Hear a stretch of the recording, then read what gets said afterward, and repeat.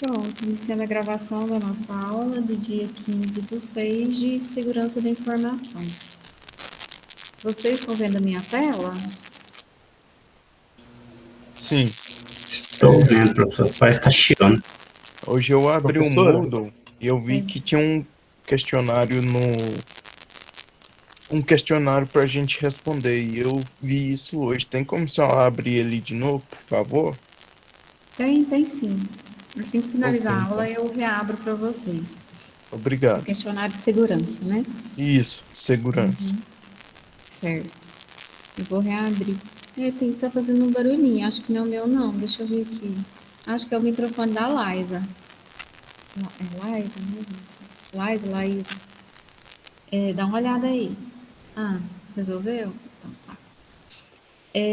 Vamos continuar o assunto da última aula, gente. Não vou ficar até muito tarde, não, né? A gente demorou um pouquinho em HC, mas não vou ficar até muito tarde, não, até porque amanhã tem aula de novo, né? A gente não precisa ter apavoramento, não, porque nessa disciplina, assim, com 2 encontros por semana, a gente ficou tranquilo. Eu já fiz essa disciplina com um encontro, foi muito pesado, foi muito difícil, porque é uma disciplina de 68 horas. A disciplina de 68 horas tem que ter 2 encontros. Nós estamos com 2, então tá beleza.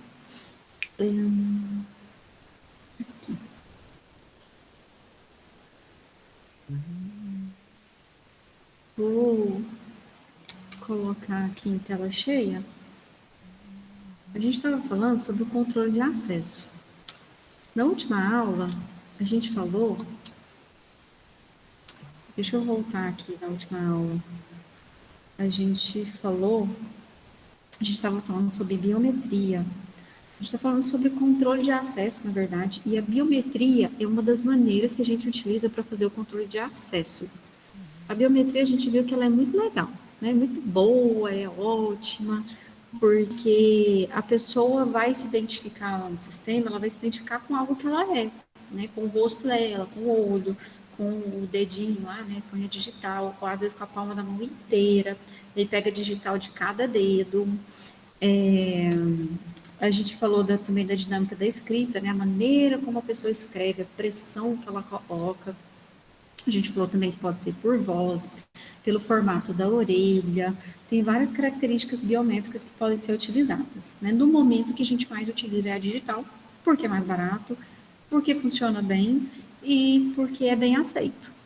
Tá? Mas principalmente o fator custo, né, gente? É bem barato. E a gente tinha falado da aceitação, da efetividade. Sim, alguém falou alguma coisa?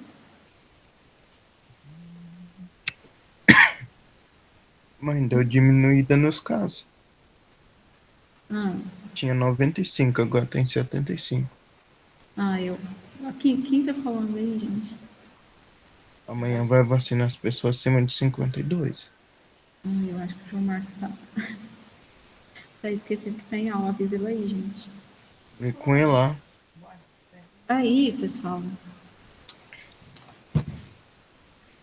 o que acontece é que a biometria muitas vezes ela não é usada sozinha, ela é usada em sistemas híbridos em que você vai ter algo além da biometria, tipo uma senha, um cartão, né? A pessoa vai ter o cartão e vai ter a biometria também. Por que isso? Para você dar mais segurança. Mesmo que um dos sistemas caia, você tem o outro ali junto.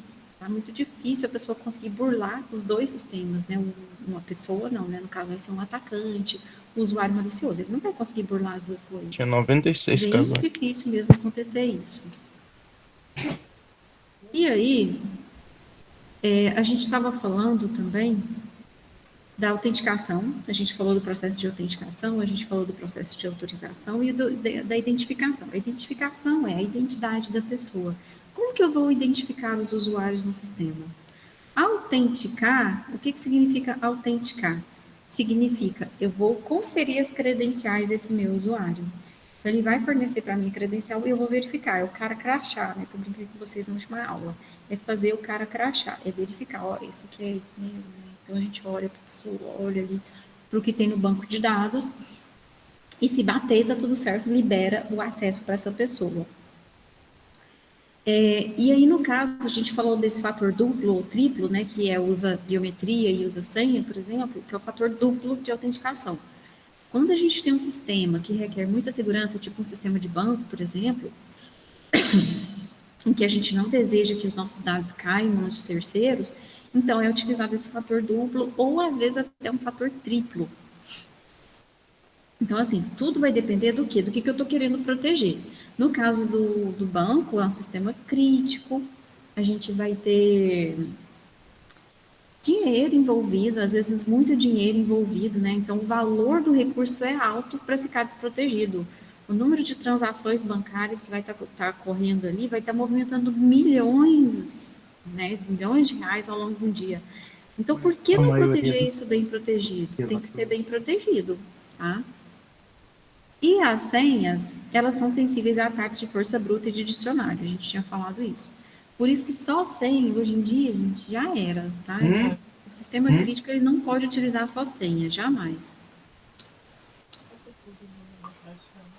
Eu vou fechar aqui. Então, era só para relembrar mesmo. E agora a gente continua o assunto. Que? Bom, e o que nós temos? A gente tem a autenticação por característica, né? No caso, a biometria, a gente falou aí. A gente falou que ela pode ser estática ou ela pode ser dinâmica. Estática é algo que você é. Então, já está no seu rosto, está no seu dedo, tá ali, né? Então, tá paradinho. E dinâmica, que é algo que você faz. Aí a gente falou da dinâmica da assinatura, pode ser você falando para reconhecer sua voz, pode ser o seu jeito de caminhar, pode ser, não sei, digitar. Digitar também dá para identificar a pessoa, porque cada pessoa tem um ritmo de digitar. Né? O ritmo que você digita lá, uma sequência de caracteres, por exemplo, é bem diferente para cada pessoa. Mas, assim, não é uma boa característica biométrica, não, tá? Os principais pontos aí que a gente tem.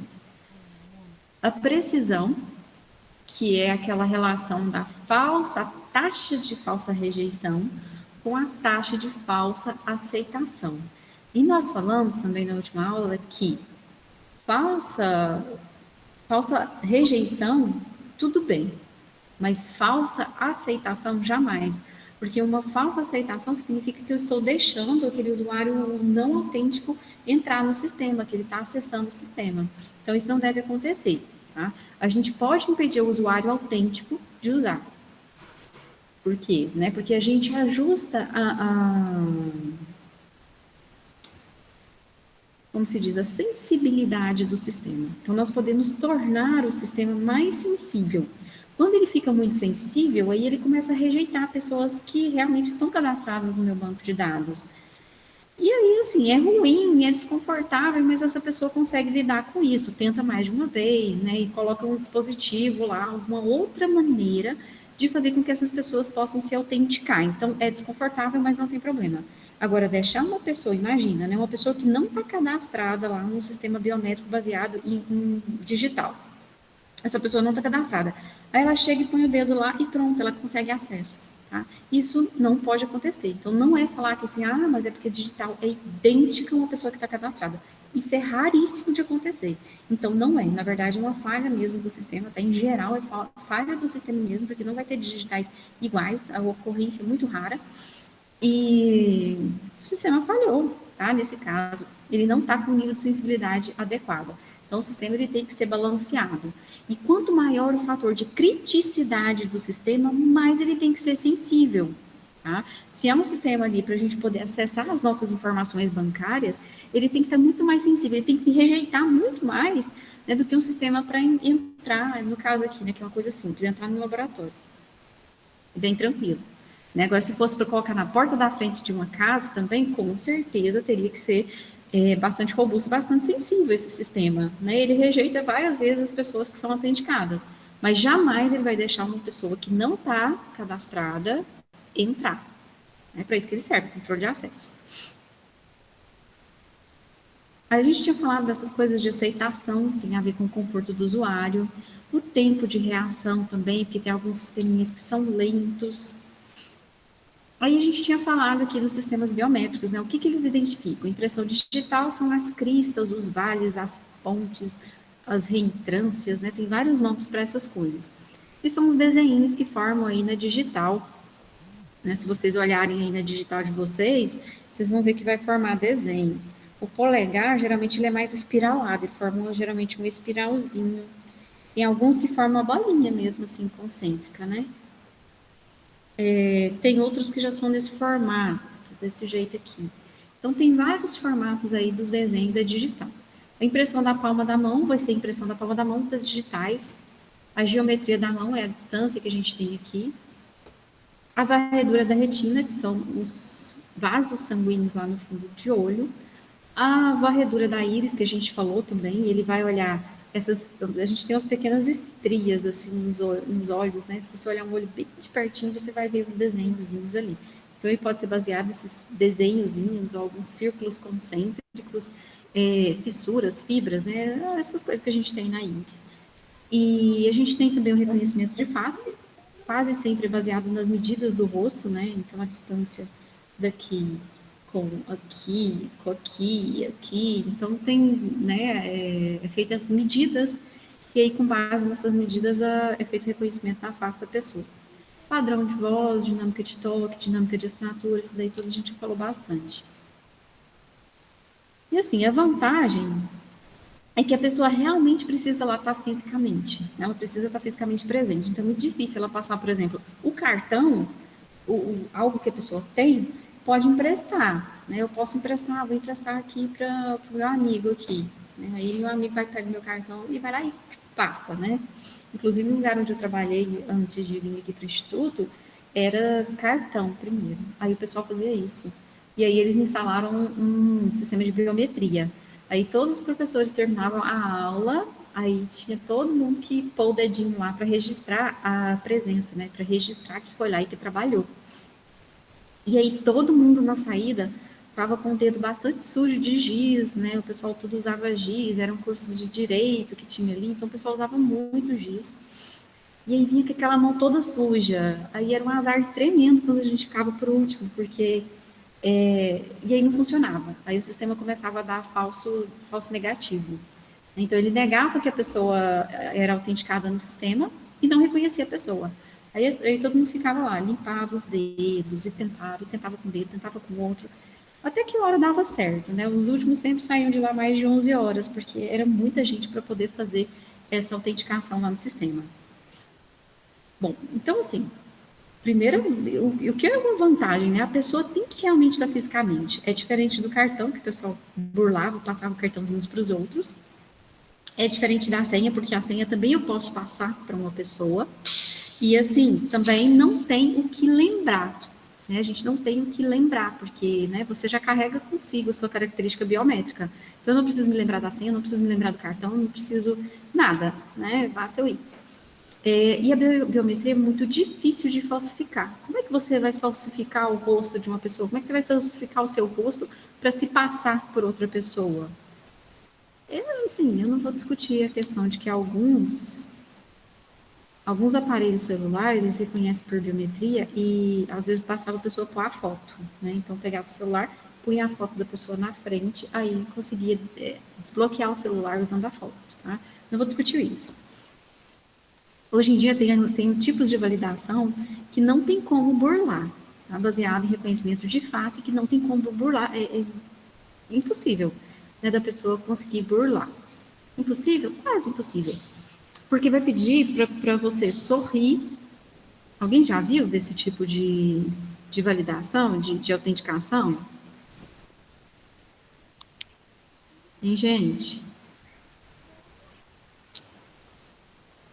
Principalmente de banco.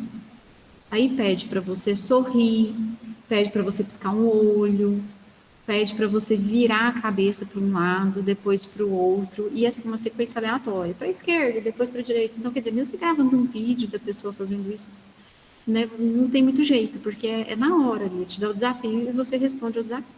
Então, vira o seu rosto para um lado, vira o seu rosto para o outro, olha para cima, olha para baixo, pisca, né, e assim vai, sorria. Então, é bem difícil de burlar nesse caso. E desperdiços ou sem esquecidos não ocorrem. Como é que você vai esquecer seu rosto, né? Não tem jeito, você carrega ele para onde você vai. Só que o problema é que as desvantagens. A característica física, ela pode mudar com o tempo, né? A pessoa engordou, envelheceu, a face vai mudar um pouquinho. Ou a pessoa sofreu algum acidente, a pessoa fez uma cirurgia plástica, né? Vai ter as alterações aí. Isso acontece também com a geometria da mão, por exemplo, né? Se a pessoa emagrecer, ou vai que ela perde um dedo, né? Que horrível. Isso vai mudar também. Então, as técnicas, elas variam muito, né? Pode mudar muito, mesmo se falar assim, é digital, mas tem muita técnica dentro de reconhecimento digital. O tempo de resposta pode ser lento e os dispositivos normalmente são caros, a não ser o de impressão digital, que é sempre bem baratinho, né? Cerca de R$ 300 você compra um leitor de digital. E aí tem também as questões de privacidade, porque fica tudo armazenado ali, né? Está armazenado lá no banco de dados, e se acontecer um uso indevido, né? Se acontecer um roubo de identidade, aí acabou, né? Se alguém foi lá e roubou a sua face lá do banco de dados, então essa pessoa pode usar a sua face quando ela quiser, né? Vamos dizer assim. Por último não, agora que é o segundo. A gente começou por algo que o usuário é. A segunda coisa, algo que o usuário sabe. O que o usuário sabe? Uma senha, uma frase, tá? Essa daqui eu já falei. E aí, em relação à senha, gente, é simples, senha todo mundo está acostumado, né? O principal meio que a gente utiliza, muitos anos mesmo. Só que, assim, a senha, ela não pode ser uma senha fraca. Hoje em dia, isso não é mais uma questão, tá? Porque os próprios sistemas, eles não permitem, eles fazem a validação da sua senha, eles não permitem que você utilize uma senha fraca. Você tem que usar uma senha forte. Então, ele te obriga a colocar caracteres especiais, números, letra maiúscula, letra minúscula e por aí vai. Então, ele já te obriga. Só que aí a gente tem algumas coisas, né? Jamais copie uma senha, tá? Uma senha, ela deve ser boa, ela deve ser fácil de memorizar, mas ela não pode ser óbvia, porque você não deve ficar copiando a senha, você não tem que ficar escrevendo a senha, anotando a senha e deixando em algum lugar, tá? Isso aí não é correto, não. Existem aplicativos também de gerenciamento de senha, tá? Né, tudo que a gente vai fazer, a gente usa senha, então acaba que gera muita coisa e é difícil memorizar tudo. Outra coisa, jamais compartilhe uma senha. Sempre mude uma senha quando você acha que aconteceu alguma coisa. Né? Então, você acessou lá um determinado site, você fez o seu cadastro lá, e aí você ficou sabendo que houve uma invasão nesse site. Então, você vai lá e vai mudar a sua senha. Cuidado ao salvar a senha em computador, né? O navegador sempre pergunta, deseja salvar a senha? Gente, tá? Às vezes o computador é seu, você não acessa nada que possa prejudicar, até vai, mas se usou um computador num outro lugar, jamais salva, hipótese alguma, né? Agora no seu, se você costuma jogar, se você acessa pornografia, tá? Toma muito cuidado.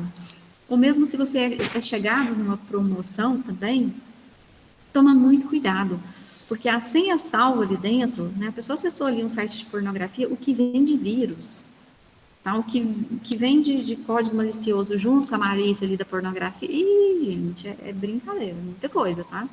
Jogos também têm essa característica e promoções. Tá? Cuidado com promoção, principalmente essa promoção que aparece sem você solicitar. Muitas vezes são sites maliciosos, são clones, são tentativas de phishing. Lembra que a gente falou sobre isso? Em que o usuário malicioso ele tenta pescar os dados dos usuários. O que eu tenho que evitar para minha senha ser segura? Nome de pessoas, nome de banda, nome de lugar, data, número de telefone, número de documento, dígito consecutivo, letra consecutiva, né, ABCD, ou 1, 2, 3, 4, 5, né, evite. Placa de carro, tá? Então a gente tem que evitar tudo isso, porque aí é fácil da pessoa descobrir, né? Ela vai tentando ali, viu a placa do seu carro?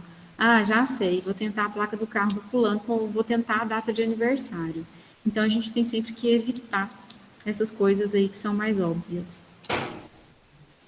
Então uma senha forte, ela vai ter pelo menos 8 caracteres, ela vai ter letra maiúscula e letra minúscula, caracteres especiais, ela vai ter também símbolo não alfanumérico na primeira e na última posição, às vezes no meio também, né? Você usa ali asterisco, você usa o cifrão, arroba e por aí vai.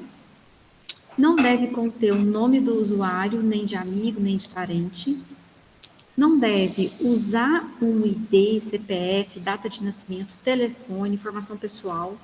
Não incluir palavras comuns e nem padrões de letra, né? Como esse QWERTY aí do teclado, né? Em que você pega aqui, ó, o QWERTY é a sequência aí das letrinhas do teclado, né? Q, W, R, T, Y e assim por diante. Que é do padrão BNT, a gente tem o QWERTY. E assim, a gente precisa ter políticas de bloqueio de conta também. Tá? A gente não pode deixar, principalmente quando a gente utiliza senhas, que o usuário faça tentativas infinitas.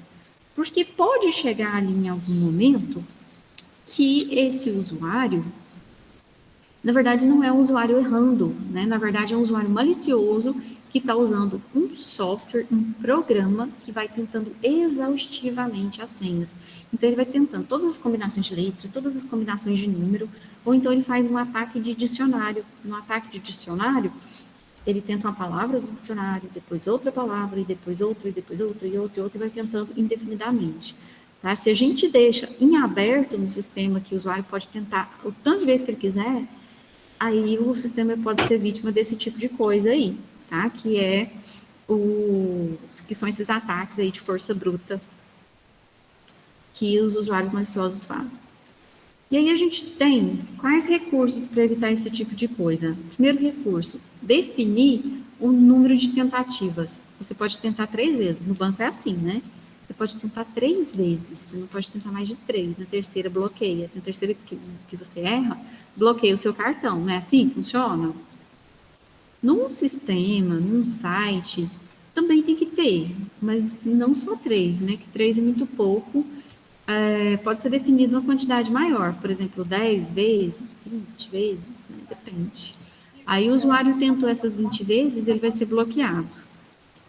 Esse bloqueio, ele pode ser indefinido, né? O usuário fica bloqueado para sempre até que ele faça uma certa coisa ali, aí você vai encaminhar ele para essa certa coisa, ou pode ser baseado em tempo. Ah, você tentou, o celular é assim, né? Funciona desse jeito, o Android funciona desse jeito. Você tentou muitas vezes, né? Alguém tentou muitas vezes desbloquear esse aparelho. Aguarde alguns segundos para tentar novamente. Para que isso? É chatice? E a implicação do celular? Não é, gente. É porque um aplicativo que faz essa força bruta, ele vai ficar tentando sem parar. Ele vai ficar tentando sem parar. Tá? Então, para você evitar o ataque desse tipo de aplicativo que os hackers usam, é definido esse tempo de bloqueio. Então, você tentou 10 vezes, o seu celular vai bloquear lá 1 minuto, por exemplo. Você tentou, depois de 1 minuto, você foi lá e tentou mais 50 vezes. Aí ele vai te bloquear lá por 50 minutos. Aí você tentou de novo, aí ele te bloqueia lá por 2 horas. Então, vai indo assim progressivamente, né? O Windows faz isso, o Android faz isso também. Então, ele tem um bloqueio progressivo de acordo com as suas tentativas.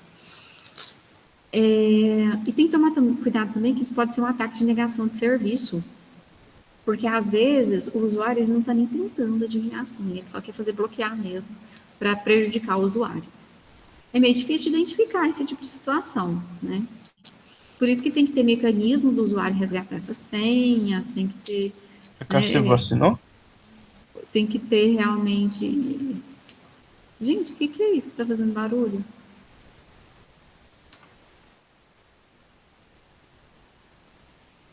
Esse do caminhoneiro aí eu mandei pra Tainá mostra pro Neto. Às vezes é vacina, né?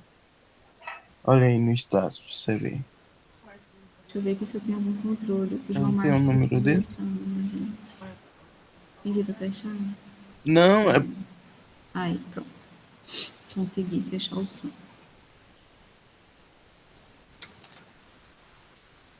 Então, pessoal,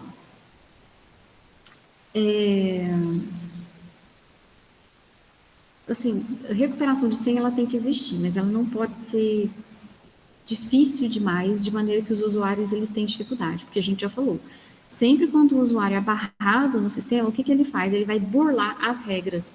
Aí a primeira coisa que ele faz é, ô, parceiro, me presta sua senha aí. O usuário vai tentar fazer isso. E não está certo, a gente sabe que isso não deve ser feito, né? Ninguém deve emprestar suas senhas, suas credenciais para outra pessoa, porque a gente tem que ter também a questão da responsabilização. O que cada pessoa está fazendo no sistema, né? Eu tenho que ter ali, ó, como se estivesse seguindo cada usuário ali no sistema, sabendo o que cada um está fazendo.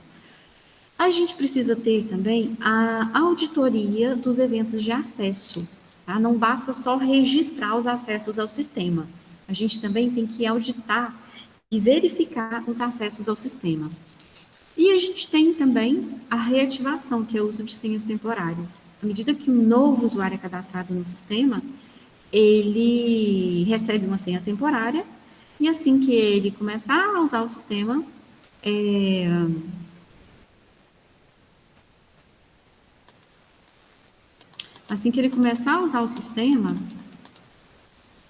aí o sistema automaticamente pede para ele modificar a senha. E aí ele modifica a senha e ele vai colocar a senha de fato dele. Essa senha temporária também, se ele perdeu a senha, o sistema pode conceder para ele uma senha temporária. Aí ele vai usar essa senha até o primeiro acesso. No primeiro acesso, o sistema já fala para ele, olha, cria uma nova senha. Jamais as senhas são armazenadas assim, ó, limpas, né, direitinho. Sempre vai ser criptografado. E aí tem um recurso que é a passphrase, que é a frase secreta, né? A frase secreta, ela é uma frase que meio que substitui uma senha. A pessoa escreve uma frase, por exemplo, hoje eu vou passear com fulano, tá? E aí esse sistema, ele gera ali uma senha a partir dessa frase secreta. Por último, agora sim, por último, a gente tem o sistema de controle de acesso baseado em algo que você tem. Então, é uma autenticação por propriedade. Aí a gente tem alguns exemplos aqui. Esse primeiro exemplo aqui é o cartão magnético, tá? Esse exemplo aqui maiorzinho aqui. É o cartão magnético, isso aí nem se usa mais. Ele tinha uma tarja magnética, essa tarja magnética continha informações. Isso aqui você usa em parquinho, por exemplo. Você vai acessar um parque, aí eles te dão esse cartãozinho assim, que é magnético, e aí você pode recarregar seus créditos ali e tá utilizando. O que a gente utiliza mais para acessar banco é o Smart Card. O Smart Card, ele vai ter um chip, e esse chip tem capacidade de processamento, não só de armazenamento. É muito difícil falsificar. Já esse cartão magnético, gente, era muito fácil de falsificar ele, tá? Por isso que não se usa isso mais. Esse holograma aqui era só para dar a impressão, só para dar mais segurança, mas não queria dizer muita coisa, não. Já o Smart Card não tem muito como ficar falsificando esses chips aqui, não. Tá bem complexo. E a gente tem também o token, que é esse dispositivozinho, parece um cartão, né? Dá para ver aqui que ele gera um número. Esse número é o que vai ser utilizado, né? Como se fosse um sistema que é de senha única, de uma única vez no tempo, porque esse número que vai ser utilizado aqui vai ser usado só uma vez. Aí a próxima vez que o usuário vai usar o sistema para obter o acesso, ele vai precisar gerar um outro número. Tá? Então, cada vez ele gera um número diferente. Aí o token ele pode ser síncrono ou ele pode ser assíncrono. O token síncrono, ele precisa ser sincronizado. Ele precisa estar juntinho, né? Eu tenho um sistema que vai autenticar e eu tenho o token, o dispositivozinho que vai estar gerando o número para mim. Então, toda vez que eu quero utilizar o sistema, eu gero um novo token. Aí a sincronização ela pode ser baseada no tempo e pode ser baseada em evento. A sincronização baseada no tempo é assim. Eu quero usar o sistema. Aí o sistema, né, ele tem que estar todo certinho em termos de relógio, do tempo, né, tanto no dispositivozinho quanto lá no sistema que vai autenticar. Então, eu venho aqui, gero o númerozinho. Aí eu vou pegar esse número, que às vezes a gente chama de PIN, eu vou pegar esse número e vou digitar ele aqui no sistema. Aí ele tem que bater em relação ao tempo, tem que ter um sincronismo de relógio entre os dois. Né? Se eu gerei ele às 20 horas, então eu vou utilizar ele aqui às 20 horas, né? Tem que ser tudo na mesma hora. Se passar mais de um minuto, por exemplo, aí ele já não vai aceitar, ele vai falar, olha, esse token seu já não está válido, então você tem que gerar outro. E tem a sincronização baseada em evento, que aí a gente vai ter um contador.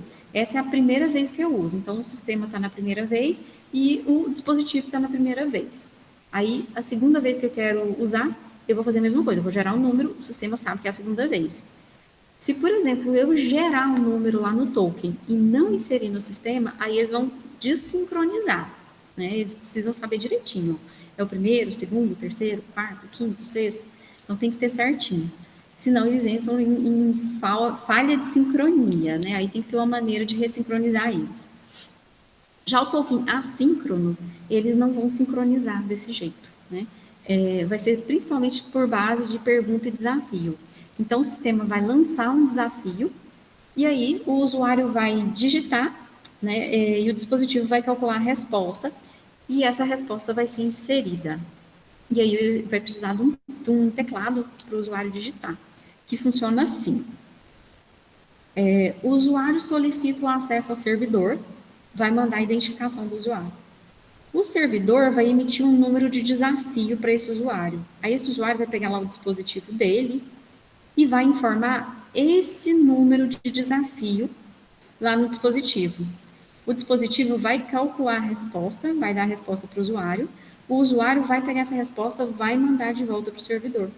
E o servidor, ele vai ver que está certo esse número, né, que realmente era aquele número que era para ser gerado, aí ele vai conceder acesso, aqui ele vai autenticar e conceder o acesso ao servidor de aplicação para esse usuário. E o token,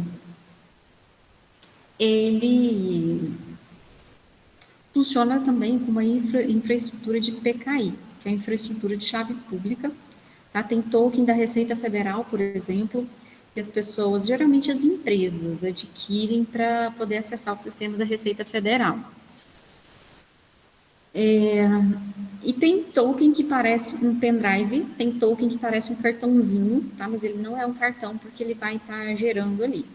Tem alguns tokens em que eles precisam ser inseridos, né? Aí inseriu na porta USB, você consegue o acesso ao sistema porque ele vai ter ali dentro o certificado. Tem token que né, se você tira, você perde automaticamente o controle de acesso ali, você não vai acessar mais o sistema. E precisa de uma leitora para realizar a autenticação, né? Tem que ter algum negócio de passar o cartão, né? Que é o token, então um aplicativo que vai reconhecer ali à medida que você coloca na USB. Pode utilizar radiofrequência também. E assim, jamais deve se deixar os cartões nas leitoras de cartão. E aí, gente, nós temos os sistemas também de SSO, que é o Single Sign-On, que significa que vai ser uma única autenticação que o usuário vai realizar. Tá? Tem sistemas que eles centralizam tudo, porque quando você chega na empresa, tem vários sistemas ali convivendo dentro dessa empresa. Tem um sistema em que você vai lançar as vendas, tem um sistema que você vai acessar informações do RH, tem um sistema para isso, para aquilo, tem o próprio sistema operacional do computador que você tem que autenticar, que você tem que colocar seu usuário e senha. E aí muitas empresas utilizam esse tipo de sistema, né, o Single Sign-On, que você vai colocar a sua credencial uma única vez, aí a partir dessa uma única vez, esse sistema ele vai se logando nos outros sistemas. Então, ele vai logar no sistema do RH usando a credencial que tem que usar, ele vai logar no sistema de vendas, ele vai logar lá no sistema operacional, vai fazer tudo, tá? Com base nesse único acesso. É bom porque você diminui problemas com o erro humano, né? As pessoas não vão ter que ficar lembrando do monte de senha. Torna também o uso do computador mais eficiente, porque a pessoa não vai ter que ficar se autenticando toda hora. Porém, você vai ter alguns problemas aí, né? Porque uma vez que uma senha é comprometida, tchau, tchau. Né? Basta uma única senha comprometida no sistema. Mas a vantagem aqui realmente é a eficiência, pensando mais na eficiência e não na segurança. Tá?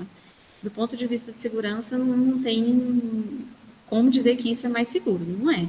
É mais seguro no sentido que, assim, o usuário com menos senhas, ele vai evitar de anotar, né? E à medida que ele evita de anotar, não vai acontecer incidentes. Não vai acontecer tantos incidentes, mas em compensação é uma senha só. Aí a gente tem alguns desses sistemas, que é o Kerberos, e o Sesame, tá? Os dois são bastante parecidos. A diferença é que um é mais utilizado nos Estados Unidos e o outro é europeu, tá? O Kerberos é mais nos Estados Unidos, só que ele não se baseia só em conceder o acesso, não, tá? Eles têm todo um sistema de tickets para os usuários pedir acesso ao serviço. Então, eu quero acessar um determinado serviço. Aí vai ter todo um sistema de ticket, né, em que eu peço lá para o Kerberos, por exemplo, ele me dá um ticket para eu acessar aquele serviço. E assim vai. O Sesame também muito parecido, né? Só que ele tenta ser um pouquinho melhor que o Kerberos, porque ele vai apontar ali algumas deficiências no Kerberos e vai tentar resolver isso. Eles usam chave simétrica e assimétrica, então nós não vamos falar disso agora, porque a gente ainda não falou de criptografia. Mais para frente a gente fala. E aí a gente vai ter as políticas e os procedimentos de responsabilização. O que esse usuário está fazendo? O que esse usuário aprontou no sistema? A gente registra e depois a gente precisa analisar o que esse usuário está fazendo.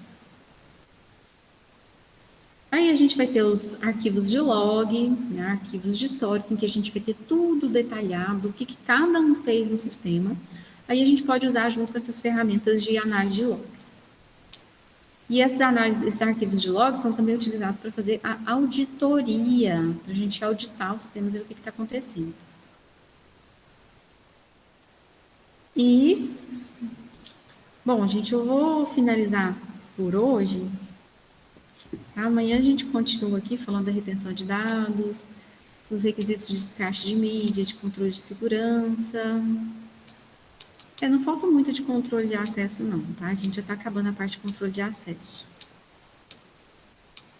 Dá para terminar tudo amanhã.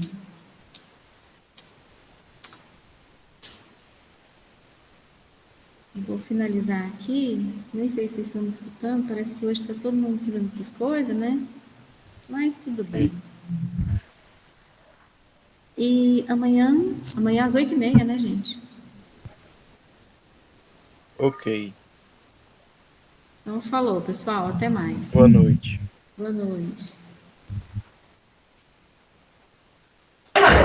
Boa noite, professor.